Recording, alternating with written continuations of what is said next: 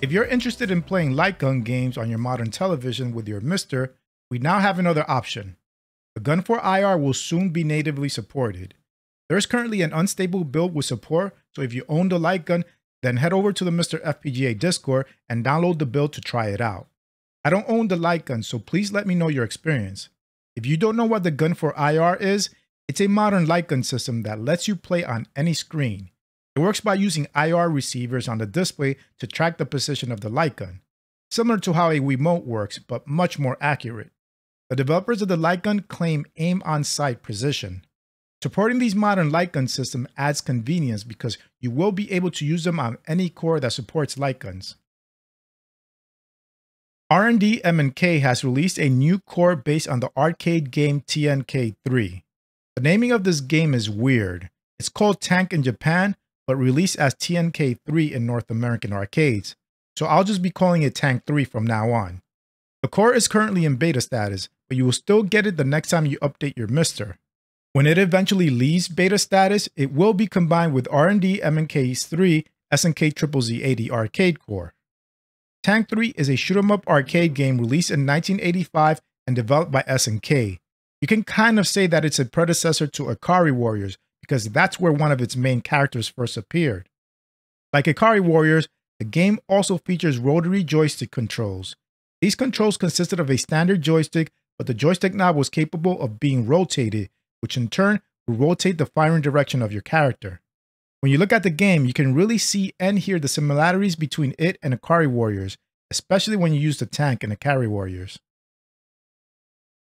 In addition to the T.A.N.K. III core, R&D M&K 3 has also released another new beta core for the arcade game Athena by SNK.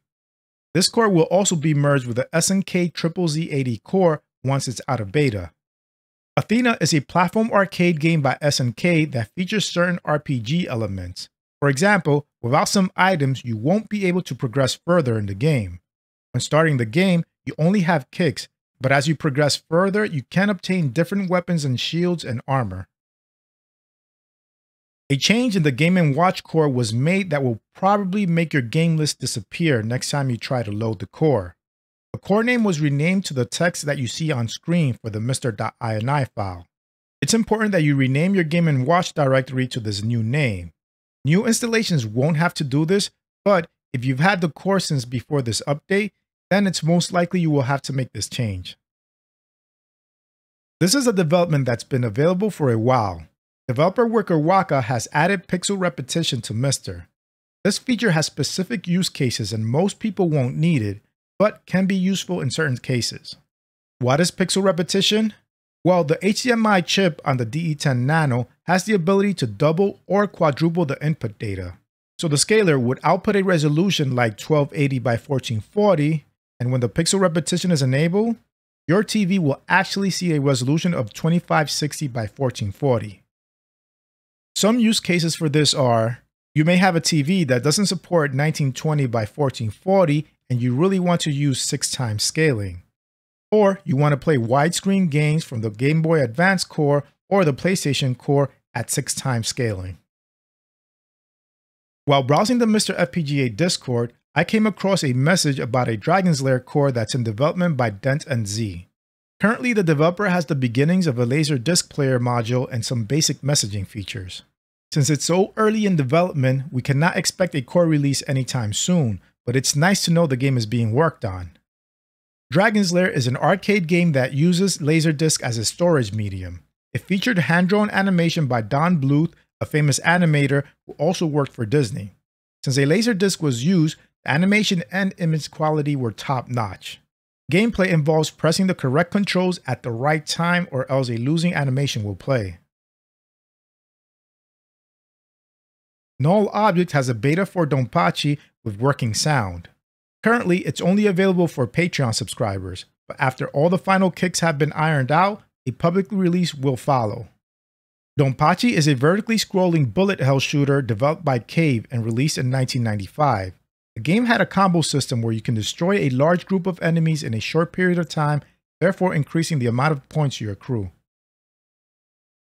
Even with an injured hand, Robert Pipe, the PlayStation Core developer, is still doing work related to the core. He's currently implementing a set of tests that will compare the accuracy of the core to that of a real PlayStation. These tests already have helped make improvements to the core, such as fixing the timing for CPU math processing, which was verified against a real PlayStation. Also, F1 2000 is now playable thanks to these tests. All the tests will be open source and available on GitHub, so we will be able to perform the tests ourselves. In more PlayStation Core news, Markin on Discord has been able to get Multitap working. What this means is that you will be able to plug in a real PlayStation Multitap peripheral and play games that support more than 2 players. The feature isn't official yet and is just being tested. There is a specific Multitap build of the core available on the MiSTer FPGA Discord if you want to test it out yourself. The in-development Commodore 128 core has received some updates.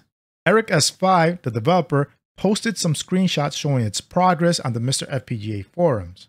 So far, what's been implemented is the memory interface, including copy and fill, standard text mode, attributes color, a cursor, a 640 by 200 standard graphics mode, and light pen trigger. Some important things left to do are vertical scrolling, horizontal scrolling, interlace, 40 column mode, non-standard character widths, and non-standard modes. The PCXT Core has been in constant development and there is now a beta version 0.7 available for download. You can obtain it from the project's GitHub.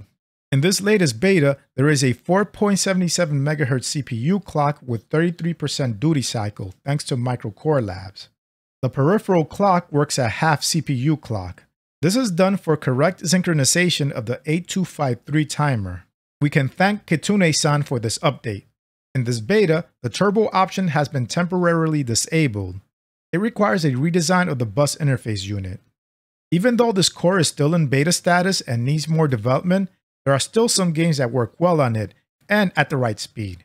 Check the MiSTer FPGA forum post to see which games are working or download the beta core yourself and test some games out. Otego's track and field core is now available free to the public. You can either install it from his JTBin GitHub or you can install the update all script to download it for you automatically. Track and field is an arcade Olympic sports game. The events featured in the game are the 100-meter dash, long jump, javelin throw, 100-meter hurdles, hammer throw, and high jump. It's a game that's really easy to start playing and mostly consisted of you quickly pressing alternating buttons to control the player's run speed. Otego has also released a new beta core for his Patreon subscribers. He now followed up his Pan core with Super Pan. As with all his cores, he first releases them in private beta to his Patreon subscribers, and as soon as they are stable enough, he releases them to the public. Otego also doesn't abandon his cores once they are made public. Updates to all his older cores are constantly being made.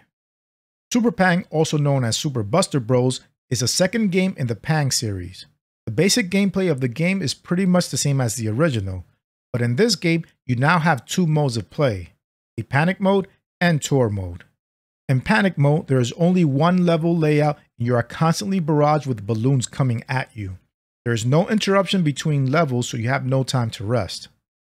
The tour mode is just like the previous game where you play different levels with different layouts throughout locations all over the world. And other miscellaneous MiSTer fixes and updates are Birdie Bro updated the framework for Turkey Shoot, Joust, Mystic Marathon, and Joust 2 to support Wickerwaka's new HDMI pixel repetition method. For the Game & Watch core, Pierco fixed reset between games. Load file was moved to the top menu option, and also remember to rename your Game & Watch directory to the text you see on screen. For the CompuKit UK101 core, Daniel B updated the framework and fixed the menu. The 32X core had its framework updated and fixes were made by SRG320. For the SNK ZZZ80 arcade hardware, support for 2 game controllers was added, and there was some code cleanup. For the Andra SPO1A6 core, Andra SD was implemented in the core for faster and more convenient software loading. So that's it for this episode. I provide links to all my sources in the description. Make sure you also check out RetroRGB.com to see my MiSTer News videos in blog form and to get more retro-related content. And if possible, support them on Patreon too. Anyway, I hope you enjoyed this video. If you did, please give it a like. And if you want to see more content like this, hit the subscribe button and its bell icon so you can get notified of future videos. Thanks for watching, and I'll speak to you next time.